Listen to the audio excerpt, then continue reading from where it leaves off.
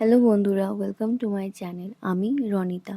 বন্ধুরা, আমি আজকে তোমাদের সঙ্গে শেয়ার করব শ্রীমদ্ ভাগবত গীতা থেকে। আমি আজকে তোমাদের সঙ্গে যে বিষয়ে বলবো এটা হলো কর্মযোগ। অর্থাৎ এখানে প্রথমেই বলা হচ্ছে যে জ্ঞান ও কর্ম ইহাই কোনটি শ্রেয় মার্গ। এই প্রসঙ্গে অর্জুন কি বলছেন চলুন শুনে নিই। অর্জুন বলিলেন, হে জনার্দন, যদি তোমার মতে কর্ম হইতে বুদ্ধি শ্রেষ্ঠ, তবে হে কেশব, আমাকে হিংসাত্মক কর্মে কেন নিযুক্ত করিতেছ? বিমিশ্র বাক্য দ্বারা কেন আমার মনকে মোহিত করিতেছ? যাহা দ্বারা আমি শ্রেয় লাভ করিতে পারি, সেই একটি পথ আমাকে নিশ্চিত করিয়া বলো। দ্বিতীয় অধ্যায়ে প্রথমত শ্রী ভগবান মোক্ষ সাধন আত্মতত্ত্বের উপদেশ দিয়া পরে যোগস্থ হইয়া কর্ম করিতে উপদেশ দিলেন এবং বলিলেন যে ফলাফলে সাম্য বুদ্ধি যোগ। এই সাম্য বুদ্ধি লাভ করিতে হইলে ইন্দ্রিয় সংযম ও কামনা বর্জন পূর্বক প্রজ্ঞা স্থির করিতে হয়। স্থিত প্রজ্ঞের অবস্থায় ব্রাহ্মী স্থিতি, ইহাতেই মোক্ষ। প্রকৃতপক্ষে এ সকলই জ্ঞান মার্গের কথা। অর্জুন এক্ষণে শ্রী ভগবানের সেই কথায় আবৃত্তি করিয়া বলিতেছেন যে কর্ম অপেক্ষায় সাম্য বুদ্ধি যদি শ্রেষ্ঠ হয় এবং উহাতেই যদি মোক্ষ হয়, তবে জ্ঞানের সাধনা দ্বারা উহা লাভ করিলেই তো হয়। তবে আবার আমাকে কর্মে নিযুক্ত করো কেন? আর সে কর্মটাও যে সে কর্ম নয়, নিদারুণ যুদ্ধ কর্ম। একবার বলো, লাভ করো ব্রহ্মী স্থিতি, স্থির করো মন। আবার সঙ্গে সঙ্গেই বলিতেছ, রণাঙ্গনে ধরো প্রহরণ। তোমার কথাগুলি যেন বড় এলোমেলো বোধ হইতেছে। শ্রী ভগবান বরাবর প্রেরণা দিতেছেন কর্মের, কিন্তু উপদেশ দিতেছেন জ্ঞানের।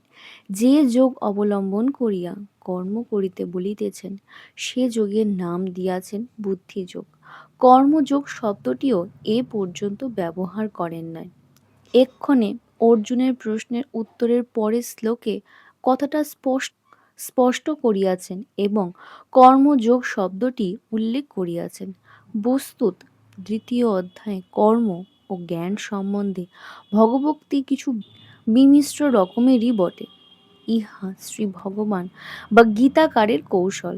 কেননা অর্জুনের এই প্রশ্নের এ স্থলে বিশেষ প্রয়োজন ছিল।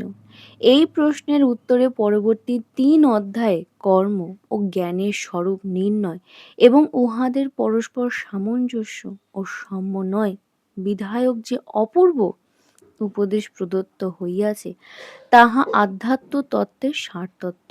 তাহা কেবল হিন্দুর নহে, সমগ্র জগতের অশেষ কল্যাণ। হে অনঘ, ইহলোকে দ্বিবিধা নিষ্ঠা আছে, ইহা পূর্বে বলিয়াছি। সাংখ্য দিগের জন্য জ্ঞানযোগ এবং কর্মী দিগের জন্য কর্মযোগ। ১. নিষ্ঠা, মোক্ষ নিষ্ঠা, মোক্ষ লাভের মার্গ বা পথ। ২. সাক্ষ্য, যাহারা ব্রহ্মচর্যের পরই সন্ন্যাস ব্রত অবলম্বন করিয়াছেন, তাহারা বেদান্ত বিজ্ঞানের মমজ্ঞ এবং জ্ঞান ভূমিতে সমারূঢ়। ঈদৃশ পরমহংস পরিব্রাজক প্রভৃতি। ৩. জ্ঞানযোগ, বিবেক, বৈরাগ্য ও সমাধিগকে সহায় করিয়া গুরুপদিষ্ট তত্ত্বমদ্যাদি বেদান্ত বাক্যের শ্রবণ ও মনন ও ধ্যানাদিরূপ সাধন মার্গ। ৪. যোগী, কর্মযোগী। ৫. কর্মযোগ দ্রব্যষ্ট। ৬. পূর্বাধ্যায়ে শ্লোকের ব্যাখ্যায় দ্রব্যষ্ট, অর্থাৎ সৃষ্টির প্রারব্ধে এইরূপ অর্থও হয়। মহাভারতে উক্ত আছে, ভগবান সৃষ্টির প্রারব্ধেই কর্ম ও সন্ন্যাস মার্গ এই দুই মার্গ উৎপন্ন করিয়াছেন। কর্ম চেষ্টা না করিলেই পুরুষ নিষ্কাম লাভ করিতে পারে না, আর কর্ম ত্যাগ করিলেই সিদ্ধি লাভ হয় না। নৈষ্কম্য লাভ, শাস্ত্রে নৈষ্কম্য শব্দটি একটি বিশেষ অর্থে ব্যবহৃত হয়। কর্ম মাত্রই বন্ধনের কারণ। এই কর্মবন্ধন হইতে মুক্তি বা নিষ্কৃতির অবস্থাকে নৈষ্কম্য সিদ্ধি বা মোক্ষ বলে। সন্ন্যাসবাদীগণ বলেন, কর্ম ত্যাগ করিয়া জ্ঞান মার্গে বিচরণ করিলেই নৈষ্কম্য বা মোক্ষ লাভ হয়। শ্রী গীতা বলেন, তাহা হয় না। সন্ন্যাস মার্গে মোক্ষ লাভ হয় ঠিক, তাহা হয় জ্ঞানের ফলে, কর্মত্যাগের ফলে নয়। কর্মবন্ধনের কারণ নয়, অহংকার ও কামনাই বন্ধনের কারণ। কামনা ত্যাগেও জ্ঞানের প্রয়োজন এবং সেই হেতুই নিষ্কাম কর্ম মোক্ষপ্রদ। মোক্ষের জন্য চাই অহংকার ও ফলাশক্তি ত্যাগ, কর্মত্যাগ প্রয়োজন করে না। বস্তুত দেহধারী জীব একেবারে কর্মত্যাগ করিতেই পারে না। প্রকৃতৈর্য গুণ সত রজ তম, প্রকৃতির এই গুণত্রয় হইতেই রাগ দেশাদির উৎপত্তি, ইহা হইতেই কর্মপ্রেরণা। নিঃশ্বাস প্রশ্বাসাদি স্বাভাবিক কর্ম প্রকৃতির প্রেরণায় হইয়া থাকে। কেহই কখনো ক্ষণকালও কর্ম না করিয়া থাকিতে পারে না, কেননা প্রকৃতির গুণে অবশ হইয়া সকলেই কর্ম করিতে বাধ্য হয়। অর্জুনের প্রশ্নের উত্তরে শ্রী ভগবান বলিলেন, মোক্ষ লাভের দুইটি মার্গ আছে, একটি জ্ঞান মার্গ বা সন্ন্যাস মার্গ, অপরটি কর্মযোগ মার্গ। আমি তোমাকে কর্মযোগ মার্গ অবলম্বন করিতে বলিতেছি। এই যোগ মার্গের ভিত্তি সাম্য বুদ্ধি বা সম্যক জ্ঞান এবং এই জ্ঞানই মোক্ষ। এই জন্যই সাম্য বুদ্ধির শ্রেষ্ঠতা বর্ণনা করিয়াছি। তোমাকে কর্ম উপদেশ দিতেছি, কারণ প্রকৃতির গুণে বাধ্য হইয়া সকলকেই কর্ম করিতে হয়। কর্ম যদি করিতেই হয় তবে এমনভাবে কর্ম করো যেন উহা বন্ধনের কারণ না হইয়া মোক্ষের কারণ হয়। ইহাই কর্মযোগ। যে ভ্রান্তমতি হস্তপদাদি কর্মেন্দ্রিয় সকল সংযত করিয়া অবস্থিতি করে, অথচ মনে মনে ইন্দ্রিয় বিষয় সকল স্মরণ করে, সে মিথ্যাচারী। কর্ম ত্যাগ করিলেই সিদ্ধিলাভ হয় না, কর্ম ত্যাগ করিলেই সিদ্ধিলাভ হয় না। মনে মনে বিষয় চিন্তা করিয়া বাহিরে বিষয় ভোগ ত্যাগ করা মিথ্যাচার মাত্র।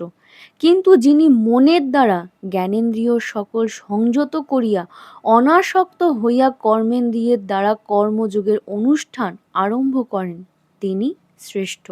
মিথ্যাচারী শব্দের অর্থ প্রায় সকলেই কপটচারী করিয়াছেন, কিন্তু শ্রী অরবিন্দ বলেন ইহা সঙ্গত নহে। কারণ যাহারা সিদ্ধিলাভের আশায় ইন্দ্রিয় নিগ্রহ করিয়া কঠোর কৃচ্ছ সাধনাদি করেন, অর্থাৎ মনকে নির্বিষয় করিতে পারেন না, তাহারা সকলেই ভণ্ড নহেন। ভণ্ডামি করিয়া লোকে এত কষ্ট সহ্য করিতে পারে না। এই মাত্র বলিয়া যায় যে তাহারা ভ্রান্তমতি, তাহাদের আচার মিথ্যা, অর্থাৎ বৃথা, ব্যর্থ, উহাতে কোনো ফল হয় না। অবশ্য ভণ্ড সন্ন্যাসীও আছে, কিন্তু যাহারা ভণ্ড নহেন তাহাদেরও কুচ্ছ সাধনা নিষ্ফলই হয়। গীতোক্তির ইহাই কর্ম। মিথ্যাচারী ও কর্মযোগী। হস্তপদাদি সংযত করিয়া ধ্যানে বসিয়াছি, মনে বিষয়ের ভ্রমণ করিতেছে, আমি মিথ্যাচারী।